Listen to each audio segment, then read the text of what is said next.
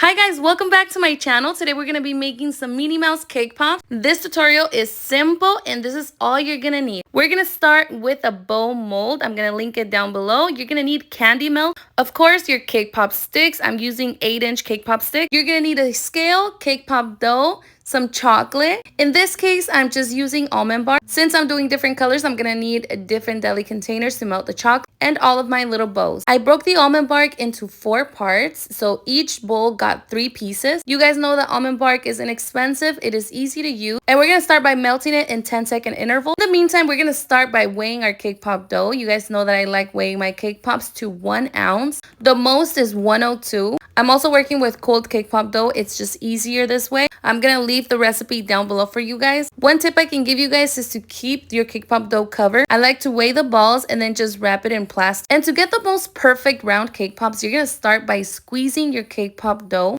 Remember, this cake pop dough is cold and squeezing it will just give you a softer consistency. It is going to be like true Play-Doh. You're squeezing out all the air. You're making sure that that surface is smooth. This can take a while. I just go back and forth. This will also warm up your cake pop dough a little bit so the chocolate doesn't crack. Once I feel like it's smooth enough, we're going to start shaping using the palms. Your ball will automatically start forming.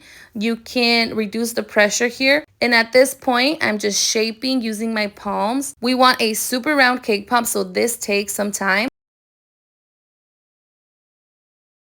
If you feel like you need a little bit more help getting that round cake pop, you can also use a silicone mat and just roll your cake pop on there. Honestly, this part is really important for me. I really like to focus on the presentation. And this is how my beautiful cake pop ball looks like. Now we're going to add the cake pop stick. I'm going to dip a little bit into some chocolate and then put it almost all the way into my cake pop. At this point, you can kind of reshape it a little bit. Now for the ears, we're using candy melts, and you're just going to want to dip a little bit of this candy melt into some chocolate and then put it halfway into your cake pop. Sometimes your cake pop will crack, and that's okay. We're going to fix that in a little bit. So keep in mind, you guys, that your cake pop dough has to be smooth. If not, the cracks are just going to be really bad. To secure the ears, we are going to be adding chocolate for support, and that chocolate is also gonna cover those cracks. I'm mostly focusing that chocolate around the candy melt, just making sure that all the cracks are smooth and to add a little bit more support to the ears. Make sure you guys are wiping your hands or switching the gloves so you don't get the cake pop stick dirty. You're gonna want to let this chocolate harden before you dip it. That's really important, you guys. Another very important tip is that your chocolate is not too warm because that will melt your candy melt and it's just going to be really messy. It's really annoying when you dip your cake pop and then the ears start falling out, so please trust me in this. Now carefully, you're going to want to remove all of the excess chocolate. And again, this takes a while. Cake pops take a while. And as you guys can see, I am just kind of shaking my cake pop a little bit to remove all of the excess chocolate. Sometimes you're going to get air bubbles, which you can pop using a toothpick.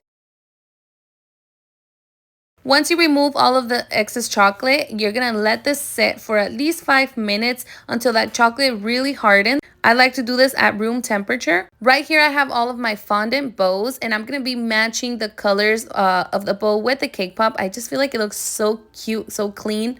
I did pink, blue, yellow, and purple, and it was such a pretty combination, you guys. These were all pastel colors. Always make sure that you clean your cake pop stick. Again, presentation is just everything.